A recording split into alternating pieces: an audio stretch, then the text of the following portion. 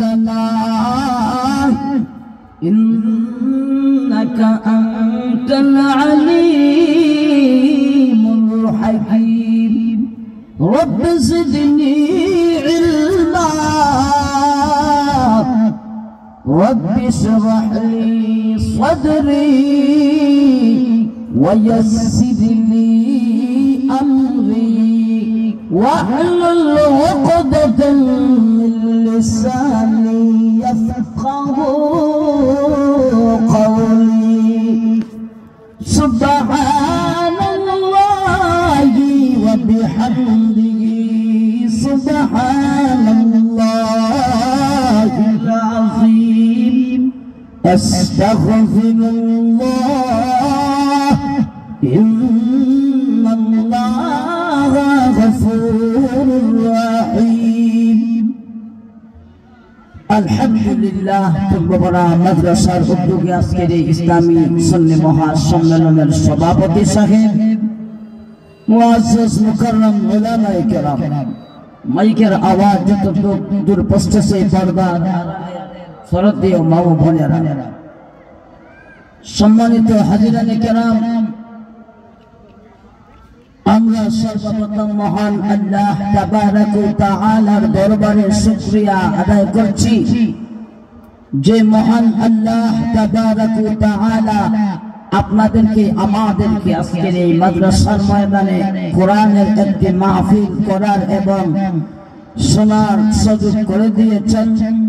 আপনার আমার মতো কত মানুষ দেখা যাবে কুজনিলে হসপিটালের বারিন্দায় শুয়ে আছে, বেডে শুয়ে আছে, আসেনি না নাই?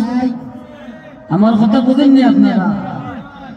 আল্লাহ তাআলা করে যায় জামেলা থেকে মুক্ত হইলা ওই মাদ্রাসার ময়দানে কোরআনের কথা বলার জন্য, শোনার জন্য মায়ার আল্লাহদের সুযোগ করে দিয়েছেন। এই মহান আল্লাহর দরবারে শুকরিয়া আমরা আদায় করছি, আলহামদুলিল্লাহ। আল্লাহ তাআলার নিয়ামত পাইয়া যদি কোনো বান্দা শুকরিয়া আদায় করে, হুজুর আমার সামনে বসে আছেন, আল্লাহ রাব্বুল আলামিন বলেন তার নিয়ামতকে আমি আল্লাহ আরো বাড়াইয়া দিব। বিসমিল্লাহির রহমানির রহিম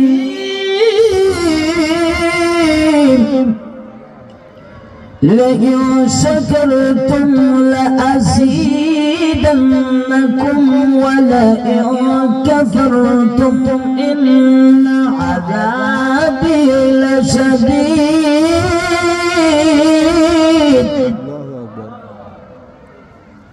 اغفر غفر المسلمان من دار الغلاب ورنبر أمة الدار যে আয়াত আমি আপনাদের সামনে তেলাওয়াত করেছি বাবা প্রথম, এই আয়াতটা হলো 13 নম্বর পারার সূরাতুল ইব্রাহিম। ইব্রাহিমের সূরা ইব্রাহিমের 13 নম্বর পারার হিফজুল কোরআনের 15 নম্বর পৃষ্ঠার 7 নম্বর আয়াত। এই আয়াতের মধ্যে আল্লাহ তাবারক ওয়া তাআলা আপনাদেরকে আমাদেরকে মায়া নবীর মাধ্যমে জানিয়ে দিয়েছেন, বান্দা তোমরা যদি আমি আল্লাহ তাবারক ওয়া তাআলার নিয়ামত পাও আর নিয়ামতের শুকর আদায় করো রে, আমি আল্লাহ রাব্বুল আলামিন তোমাদের জন্য নিয়ামতকে আরো বাড়াইয়া দিব। তোমরা যদি আমি আল্লাহর নিয়ামত পাও আর নিয়ামতের শুকর আদায় করো, আমি আল্লাহ তোমরা নিয়ামত আরো বাড়াইয়া দিব। আর যদি বান্দা নিয়ামত পাইয়া নিয়ামতের না শুকর করো, নিয়ামতের ঘটনা হলো না বান্দা, জেনে রাখবা আমি তোমাদের কাছ থেকে নিয়ামতকে ছিনাইয়া নেব। শুধু নিব না, তোমাদেরকে কঠিন আযাব দিব। এই যে কোরআনের মাহফিল, এটা আজকে আমার আপনার জন্য নিয়ামত, কি নিয়ামত নয়? আমার পরে আরো বড় বড় উলামায়ে কিরাম আসবেন, আমি তফাক্কুর আদেশে বসছি। আমি যে ওয়াজ কইরা সন্তুষ্ট করব আপনাদেরকে, যোগ্যতা আমার নাই, আপনারা দোয়া করবেন। আমি ওদের জবান থেকে আল্লাহ যেন এমন কিছু কথা বের করে দেয়, ভালো কথা, যা আমি নিজেও আমল করতে পারি, আপনারও সামনে কণ্ঠ দেখাইবার জন্য নয়। যদি এই নিয়তটাকে আল্লাহ নিজেকে বেড়াই দাও, ঠিক না বেটি, যাতে আপনারা আমার উদ্দেশ্যে বলতে পারে, আমি নিজেও যাতে আমল করতে পারি। যদি আমল দ্বারা বক্তা হই, আল্লাহ বাইরে তক্তা বানাই লইব, কথা ঠিক না বেটি? প্যারে হাজিরি, দুরূদ শরীফের আওয়াজ ইসলাম। আমার তো সবসময় খানটা খোলা আছে, আছে না? দেখা যায় আপনারা তাল মারতা নাই। এখন যদি চা খাওয়াইয়া ফুটবলের মতো ফাল দেওয়া নির্বাচনের সময় রং এক কাপ চা খাইয়া অমুকবার চরিত্র ফুলের মতন পবিত্র, তোমার নাই একত্র আসেনি না নাই? কথা কোন আসেনি না নাই? দুরূদ শরীফ পড়লে হতে ফায়দা। আল্লাহু আকবার। বেশি না বলতে পারলে ইনশাআল্লাহ দুরূদ শরীফ পড়লে 100 ফায়দা আছে, বলতে পারবো ইনশাআল্লাহ। সুযোগ যদি জানি না কতটুকু আমার হাতে আছে, কিছু কইব ইনশাআল্লাহ। আপনারা শুনলো তো? প্যারে হাজিরি, আলোচনা খুশি হইলাম। আজকের তারিখ, এই তারিখে নিলে আপনারা গেলাম একটা মেলা হইলাম। আল্লাহ যে আপনারা এই তারিখে ধন্যবাদ দেয়, আমি আপনার কাছে দিন বাচ্চা তো ইনশাআল্লাহ দোয়া করবো। বাবা ওখান চোখগুলো আমার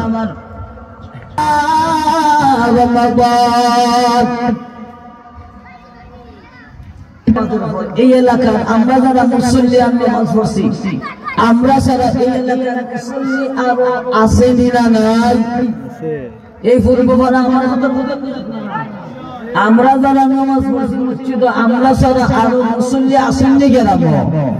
আরো সবাই আইটা মনে হয় মসজিদে যে গাওয়াই দেবে না, নাকি রেখাম ওরা গুনার কাম ছাড়া, এটা আল্লাহর দয়া ছাড়া কোন ব্যক্তি শক্তির জন্য পারবে না। ঠিক না কথাটা?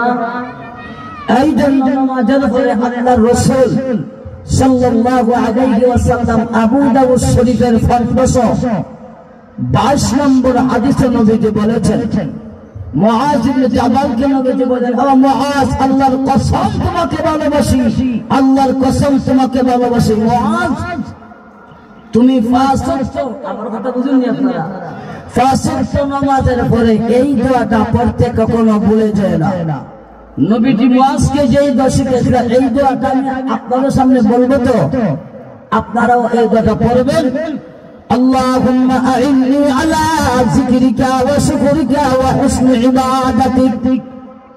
এই দোয়াটার বাংলা অর্থ হলো,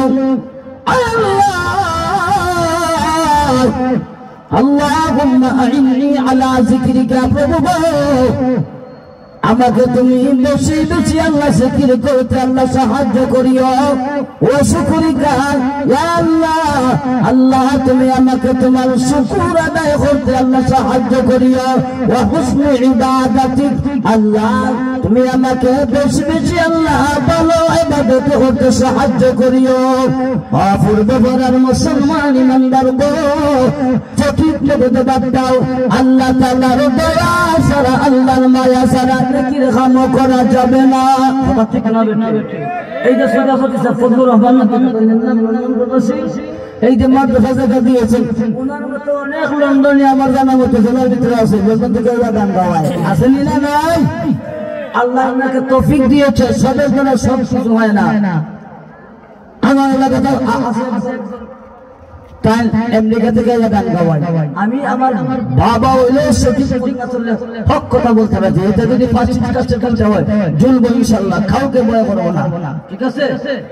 সঠিক কথা কই আমরা বলা।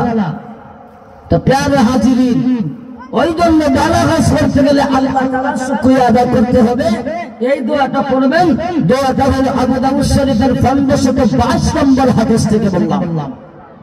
তো প্যারে হাজিরিন, আমি আজে বাজে কথা বলে লাভ হবে না, কিছু আমলে কথা বলবো, শুনবা তো আপনারা ইনশাআল্লাহ।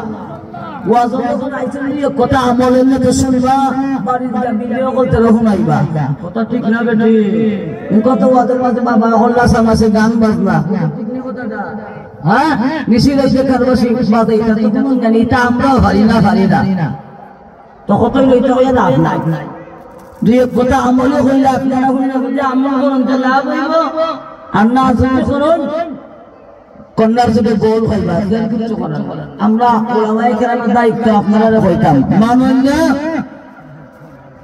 বুঝবাই কিয়ামতের দিন তো প্যারে হাজির এই মাগরিবের সময় অনেক আমল আছে বাবা ছোট করে রাইতেছে ঠিক না নি এই রাতের অনেক ফজিলত আছে এই যে একজন সাবে সূরাতুল হাসরের 3 আয়াত পড়ছেন নবীজি বলেন আল্লাহর কোন বান্দা বান্দি যদি সূরাতুল হাসরের 3 আয়াত মাগরিবের নামাজের পরে ৭০,০০০ নূরের ফেরেশতা তার জন্য মাগরিব থেকে ফজর পর্যন্ত তার জন্য দোয়া করতে থাকবে আল্লাহর কাছে সুবহানাল্লাহ সুবহানাল্লাহ রোস্তে হইয়া সুবহানাল্লাহ বললে লাভ আছে নি একবার সুবহানাল্লাহ আচ্ছা সুবহানাল্লাহ যে আমরা বলি সুবহানাল্লাহ অর্থ কি আল্লাহ পবিত্র আল্লাহ কি আল্লাহ পবিত্র এখন ভগবানের মানুষটা কেন যদি আস্থা বিশ্বাস মানছে আমরা আল্লাহর পবিত্র হই না আল্লাহ কি অপবিত্র হইবা